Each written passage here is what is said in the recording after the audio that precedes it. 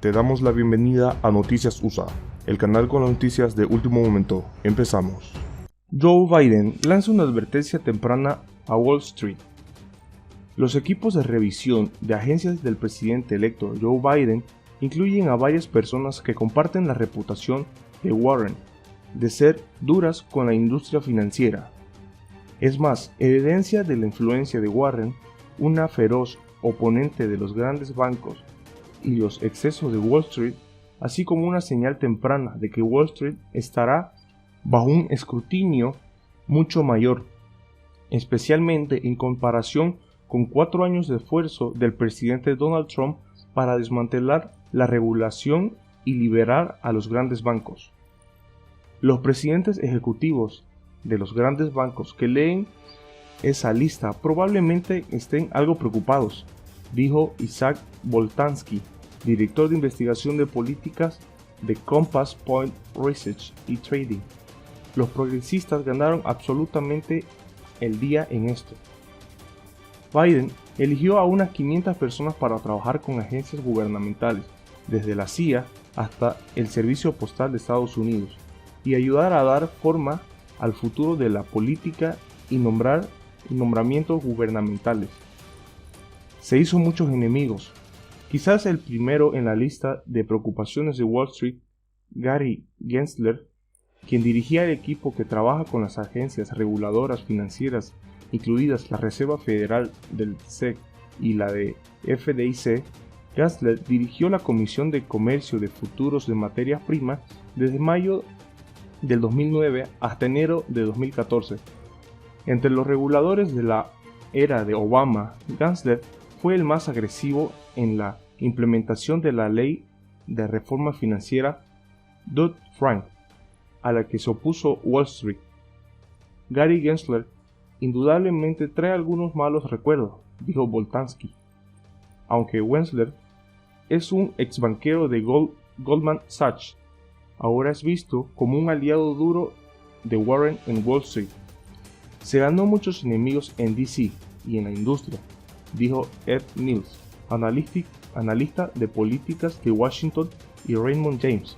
El hecho de que él esté liderando esto es una señal para que a la Elizabeth Warren del Partido Demócrata de que tiene voz en las elecciones regulatorias financieras. Biden critica abiertamente a los grandes bancos y al capital privado. El equipo de regulación financiera también incluye a Dennis Kelleher, presidente ejecutivo de Better Markets, una organización sin fines de lucro fundada después de la crisis financiera de 2008, que se centró en responsabilizar a Wall Street. Kelleher, quien se ganó a comentar, no es exactamente del ala Robert Rubin del Partido Demócrata. Rubin, expresidente de Goldman Sachs, se desempeñó como secretario del Tesoro durante la presidencia de Bill Clinton. El mes pasado, Kelleher condenó a Goldman Sachs como un infractor reincidente que ha aprovechado y estafado a innumerables estadounidenses de Main Street y muchos otros. En esta entrevista de junio con CNBC Business, Kelleher criticó lo que llamó el modelo de negocio depredador del capital privado, de despedir trabajadores y deshacerse de las obligaciones de pensión después de adquisiciones apalancadas. Una vez que una firma de capital privado extrae la cantidad máxima de valor, entonces trata de lanzarlo a los mercados públicos para poder cobrar en la casi carcasa de una corporación, explicó Kelleher. Eso se lee como un jab de los infames derribos de los presidentes ejecutivos bancarios de Warren. Mientras tanto, Biden tiene un equipo separado que supervisa la transición de la Oficina de Protección Financiera del Consumidor, la agencia que es una creación de Warren.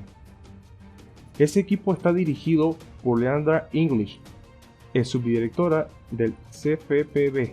En 2017, English intentó sin éxito impedir que Donald Trump instalara como director interno de la agencia a Mike Mulvaney, quien una vez presionó para abolir la CFPB mientras testificaba como director en funciones. Mulvaney defendió su mandato diciendo: no he incendiado el lugar. Leandra English tiene una gran experiencia, no solo en los problemas, sino también en cómo funciona la mecánica del SFVP, indicó Boltanski de Compass Point. Señaló que la transición de Trump encontró algunos obstáculos en el camino, porque el presidente eligió a algunas personas que no tenían mucha experiencia en el gobierno. No se avecina una revisión importante. Por supuesto, es importante tener en cuenta que Biden solo ha nombrado un equipo de transición, no un gabinete completo. No hay garantía de que sus elecciones para liderar agencias importantes finalmente complazcan a Warren y al ala progresista del partido. E incluso si Biden quisiera elegir reguladores que serían muy duros con Wall Street, los republicanos en el Senado de Estados Unidos pueden tener los votos para bloquear esos nombramientos, a menos que los demócratas arrasen en segunda vuelta en Georgia. Los republicanos mantendrán el control del Senado. Los progresistas son absolutamente los primeros en ese marcado invisible entre progresista y centralista, dijo Boltanski. Pero Boltanski señaló que estamos en un punto muy difícil en la evolución de la regulación financiera, que en el 2009, cuando asumió el gobierno de Obama, en aquel entonces durante la gran recesión, estaba claro que una gran reforma de Wall Street no solo era inevitable, sino necesaria, y tomó años implementarla, la ley Dodd-Frank de 2010. Hoy en día, Wall Street no se considera la máxima prioridad y es probable que la administración Biden se centre en cambio en la pandemia, la desigualdad y la crisis climática. Y el hecho de que los bancos hayan resistido la agitación de la crisis de salud, al menos hasta ahora, sugiere de que Dodd-Frank trabajó para fortalecer el sistema. ¿Es demasiado grande para la cárcel? Pero eso no significa que los reguladores designados por Biden no pongan fin a la práctica que consideran injusta. Los analistas advierten que la administración de Biden podría tomar medidas energéticas contra las tarifas por sobregiro, el tren de $11.000 millones de la industria bancaria, que según los críticos castiga a los más vulnerables de la sociedad, y los reguladores de Biden podrían adoptar una postura mucho más dura sobre el mal comportamiento, como la larga lista de escándalos en Wells Fargo. Si usted es un banco que tiene un escándalo, debe estar preocupado, dijo Mills, analista de Raymond James. No es una coincidencia de que Goldman Sachs, JP Morgan Chase y Citigroup alcanzaran acuerdos importantes este otoño con la administración de Trump. Antes del cambio de poder, incluso el expresidente ejecutivo de Wells Fargo, John Stubbs, aceptó una multa personal de $2.5 millones por su papel en el escándalo de las cuentas falsas. Aún así, Biden estará bajo la presión de los progresistas para cuando adopte una postura firme sobre la aplicación. Los críticos dicen que la administración de Obama adoptó una mentalidad demasiado grande sobre ir a la cárcel al no perseguir a los grandes bancos y sus principales ejecutivos. Sin embargo, al igual que otros demócratas, Biden tendrá que equilibrar su impulso de erradicar las irregularidades de Wall Street con la necesidad de mantener el flujo de capital. Necesitan que la economía funcione para ser reelegidos, dijo Mills, y no se puede hacer que la economía funcione si el sector bancario no lo hace. En otras noticias, los retos económicos de Joe Biden con los que espera unir a los estadounidenses. El presidente electo recibirá en enero a un Estados Unidos dividido y en una de sus peores crisis económicas. Entre sus retos está reactivar las finanzas del país a través de un gasto público significativo, convencer al Senado republicano de apoyar a sus reformas tributarias, climáticas y regulatorias, además de liderar de la mano del ala progresista de su partido, que gana cada vez más influencia. La unión será el eje central del próximo gobierno del presidente electo Joe Biden, pero en Estados Unidos polarizado, con miedo y odio. Lograr esta unión a través de un mensaje político no alcanza. Así surge la economía como el hilo que podría unir a las partes. La pandemia de COVID-19, el desempleo, el desalojo, el hambre y la falta de acceso a la educación y a la salud son retos que, si son abordados desde el pragmatismo económico, pueden separar más al país y acelerarlo al fanatismo. Tratar de vender la idea de unión es bueno, en teoría, pero no en la práctica.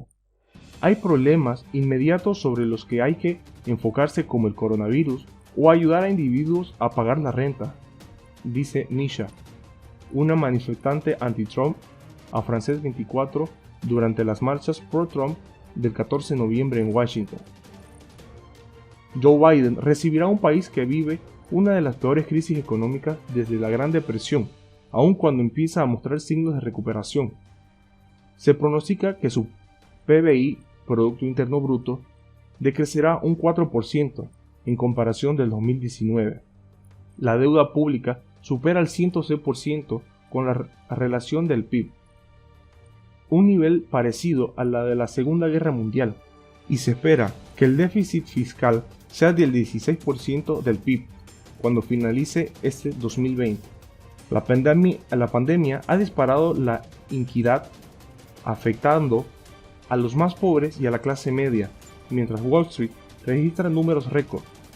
Estudios revelan que cerca de 40 millones de personas, sobre todo latinos y afroamericanos, están en riesgo de desalojo porque no les alcanza para pagar el alquiler, realidades que a todos afectan independientemente de su color político.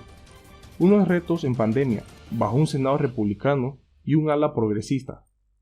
Recuérdese de la recesión económica derivada de la pandemia. Es el reto primordial que tiene Biden. Desde el inicio de esta, han quebrado más de 100,000 pequeños negocios y el desempleo, que estaba en un 14.7% en abril, ahora es de un 16.9%.